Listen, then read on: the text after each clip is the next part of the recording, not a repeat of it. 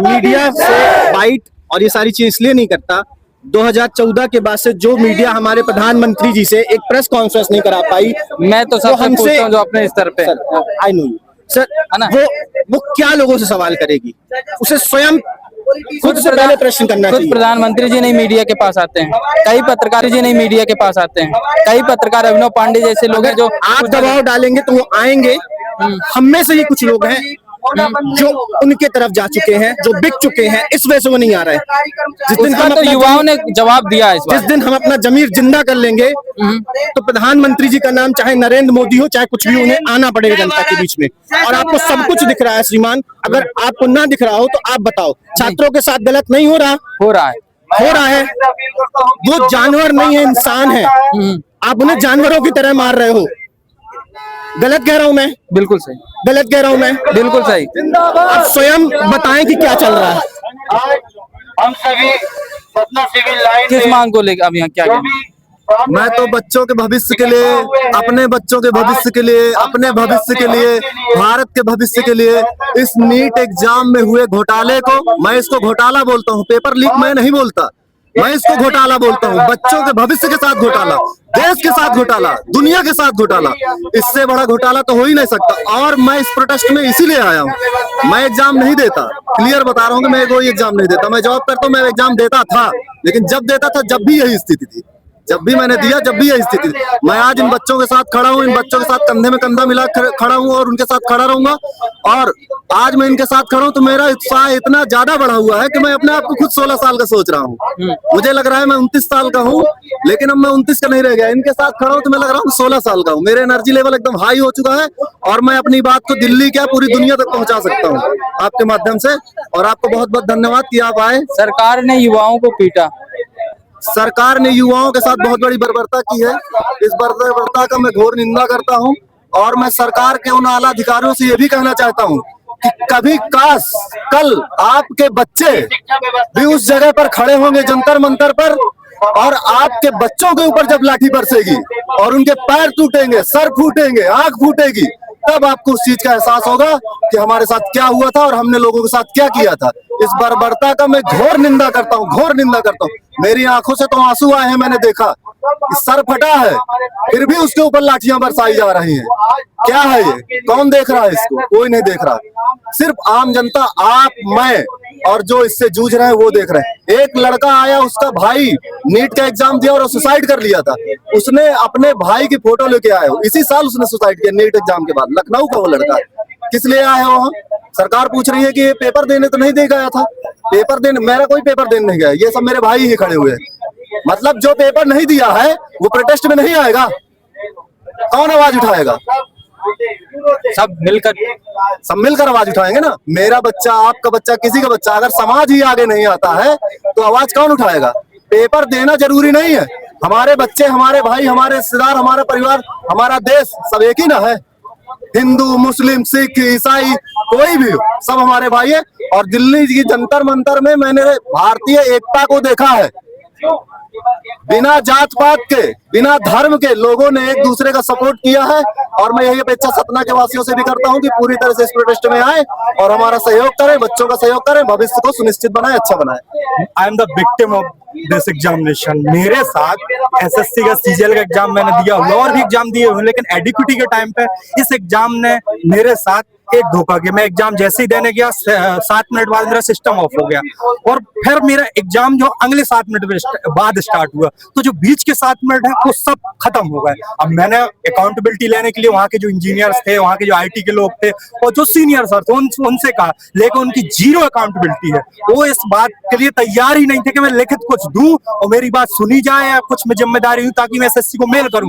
मैंने एसएससी को मेल किया, मैंने सब कुछ किया, जीरो रिस्पॉन्स। बिल्कुल यहाँ के जो कॉलेज वाले लोग हैं ऐसे लोग गुंडागर्दी की तरह बात करते हैं। अकाउंटेबिलिटी अगर कुछ हो रहा है वहाँ के कॉलेज में, वहाँ के स्कूलों में, तो उनको जिम्मेदारी लेनी। उन्हें लग रहा है कि लड़के का फ्यूचर निपट रहा है, निपट जाए। एसएससी जैसे एग्जाम में एक एक मिनट, एक एक सेकंड बहुत ही महत्वपूर्ण होता है, लेकिन इन जो एक कॉलेज बने हुए हैं यहाँ पर इनको जिम्मेदारी लेने से कोई लेना देना नहीं है। और हमारे 5 मिनट 7 मिनट बहुत सारे ऐसे पेपर बर्बाद हुए और लोगों की लाइफ बर्बाद हो रही है। मैं एसएससी से और एजुकेशन मिनिस्टर से कहना चाहूंगा कि आप बिल्कुल रिजाइन करो, शर्म बची हो थोड़ी बहुत तो चुल्लू भर पानी में लेके डूब के मर जाओ। जय हिंद, जय भारत। क्या कहोगे दोस्तों? हम यहाँ पे ये पूछने आए हैं। सबसे पहले मैं बता दूं, मेरा नाम अभयदीप त्रिपाठी है, मैं MPPSC का छात्र हूँ। हमने वोट दे के ये सरकार बनाई है, हमने शिक्षा मंत्री को नियुक्त किया है, और अगर हमें एग्जाम में संदेह है कि पेपर लीक हो रहे हैं, अव्यवस्था हो रही है, तो हम किससे सवाल उठाएंगे? और अगर सवाल उठाया जाता है तो उसको एंटी नेशनल का तमगा दे दिया जाता है। तो बताइए क्या करें? स्टूडेंट जाए तो जाए कहाँ?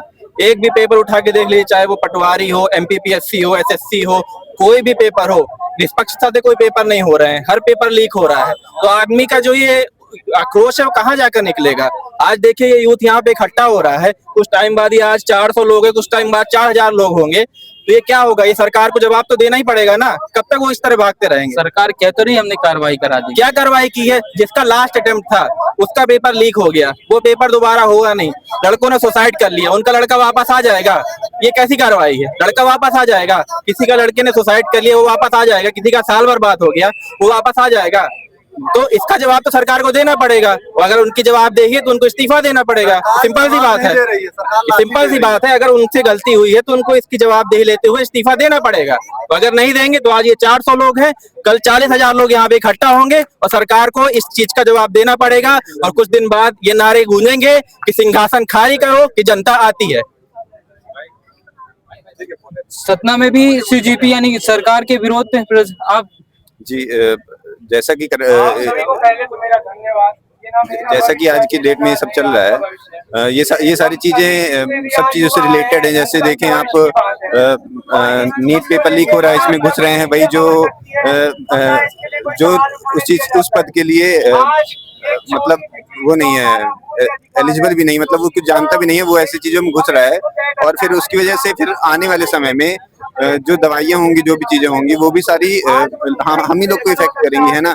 और बाकी पेपर्स में भी देखा जाए जैसे कि ऐसे लोग घुस रहे हैं जो बिना रिश्वत के कुछ कर ही नहीं रहे हैं, वो ऐसे ही लोग घुस रहे हैं जो पेपर लीक के उसमें भरोसे ही घुस रहे हैं ना।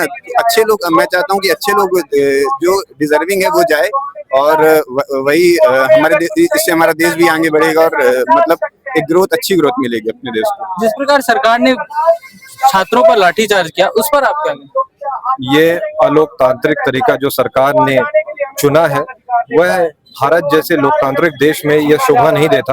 और जिस प्रकार बच्चों को मारा गया है, आप देख सकते हैं 20 तारीख को लड़कों के साथ, लड़कियों के साथ जो कि पीसफुली प्रोटेस्ट कर रहे थे, उनको जबरदस्ती मारा गया, पीटा गया, और प्रोटेस्ट के दौरान उनके पत्थरबाजी का गलत वीडियोस वायरल हो रहे हैं, जैसा आप सभी लोग देख सकते हैं कि दोषारोपण लगाने के लिए। यह एक पूरी तरीके से अन्याय है, और मुझे लगता है कि सरकार को जल्द से जल्द अपनी नाकामी को हटाना चाहिए, और रेजिग्नेशन होना चाहिए धर्मेंद्र प्रधान का। और इसमें तो प्रधानमंत्री को खुद आना चाहिए। आज 25 दिन हो गए, प्रधानमंत्री कर क्या रहे हैं? प्रधानमंत्री ने आज बयान दिया है कि फास्ट ट्रैक कोर्ट का। आपको लगता है कि फास्ट ट्रैक कोर्ट में हमारे देश में 5.5 करोड़ केसेस अभी चल रहे हैं? 5.5 crore case fast track court बना दोगे, क्या आप अगले दिन कोई डिसीजन आ जाएगा? नहीं आएगा। आपको चाहिए कि अकाउंटेबिलिटी ले, सरकार को उत्तर देना चाहिए, बच्चे जो मरे हैं उनको कंपनसेशन मिले। सोनम वांगचुक सर तभी आप देख सकते हैं कि वो बाहर निकलने की बात कह रहे हैं जब ये सभी मांगे हमारी पूरी की जाएगी। धन्यवाद। कुछ बहनें भी आई हुई हैं, हम उनसे पूछते हैं, आप सरकार से क्या, किस लिए आई हुई हैं आप? मैं यहाँ बच्चों को सपोर्ट करने के लिए आई हूँ, क्योंकि बच्चे जो बात कह रहे हैं उस बात का सपोर्ट अगर हम पेरेंट्स नहीं करेंगे तो उनकी बात सुनेगा कौन? और मैं सरकार के ये कह रही हूँ कि आप बच्चों के लिए, बच्चों के पास क्या है? बच्चों के पास सिर्फ अपना शिक्षा का अधिकार के लिए तो बात कर रहे हैं। अगर सरकार इस बात को भी नहीं उनके साथ सुन सकती तो फिर क्या करेगी सरकार? आज बच्चे अगर अपनी बात सरकार से नहीं बोलेंगे तो किससे बोलेंगे? और उनको बोलने का हक पूरा है। जब ये बताइए, मेरा कहना ये है कि जब ये शिक्षा का अधिकार आप बच्चों को, हमारे मौलिक अधिकार में शिक्षा का अधिकार, अभिव्यक्ति का अधिकार, इसका अधिकार का मतलब क्या है? जब अधिकार के लिए वो अपने आप आके बात करिए ना बच्चों से। आप इस तरीके से मारने के लिए छोड़ दिए। आपको इतना प्रोटेस्ट की इतने सारा प्रोटेस्ट चाहिए, मगर उन बच्चों से जो निहत्थे बच्चे हैं उन पे आप इतनी बड़ा पुलिस प्रोटेक्शन छोड़ दिए। उन बच्चों से आपको डर है? उन बच्चों से आपको क्या डर है? वो बच्चे आपसे क्या बोलने चाह रहे हैं? वो यही ना बोलना चाह रहे हैं कि हमें हमारा अधिकार दीजिए, हमें हमें हमें एजुकेशन के लिए सही दीजिए कि किसी प्रकार का पेपर लीक ना हो। जब वो मेहनत करें और जब वो मेहनत करके अपनी एग्जाम देने जाए तो उनको ये मिले कि हाँ किसी प्रकार की धांधली सरकार की तरफ से नहीं होगी। वो इसी के लिए तो आए हैं। आप इतना भी नहीं कर सकते उनके लिए कि बच्चे जाए तो जाए कहाँ। सरकार से ये भी बात रखें आप। मैं ये कहना चाहती हूँ कि हमारे देश में शिक्षा का मौलिक अधिकार है, सबके लिए अधिकार है, लेकिन रही बात प्रोटेस्ट करने की, वो हम खड़े हैं। बट अगर कोई भी एग्जाम देने बच्चा जाता है, 2 मिनट भी लेट होता है उसको अंदर घुसने नहीं दिया जाता है। इतने बड़े बड़े कानून हमारे सरकार ने बना रखे हैं, लेकिन एग्जाम में बच्चा लेट हो रहा है उसको एंट्री नहीं दे रहे हैं।